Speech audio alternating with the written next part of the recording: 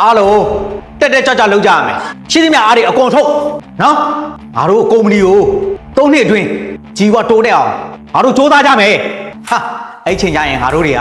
သိန်းရာချီလောက်ရှားနိုင်တယ်ဘောဒီတွေဖြစ်လာနိုင်တယ် fighting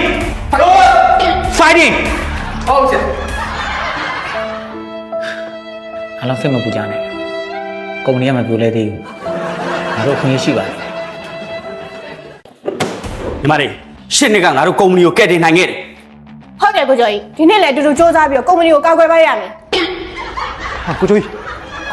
အရှင်ရမကောင်းတော့ကျွန်တော်တို့ဂျာကြီးသူများကုမ္ပဏီသွားပြီးအင်တာဗျူးနေပြီကျွန်တော်တို့ဂျာကြီးကိုကြည့်ထားမှရမယ်သူ့ကိုသူများကုမ္ပဏီအင်တာဗျူးမတော့တားမှရမယ် ပြောင်းနေမင်းတို့ကဘာလို့စိုက်ကြည့်နေ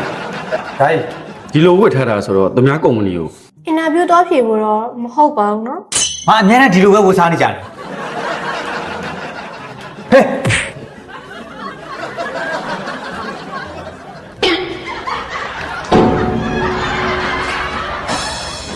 ဘာဖြစ်လဲကြာ ကျော်ကြီးဟမ်ငါမင်းမှားထားတယ်မဟုတ်ဒီနေ့ဝယ်သူပလန်နေပြီးပြီလား အာမရသေးဘူးဆရာမရသေး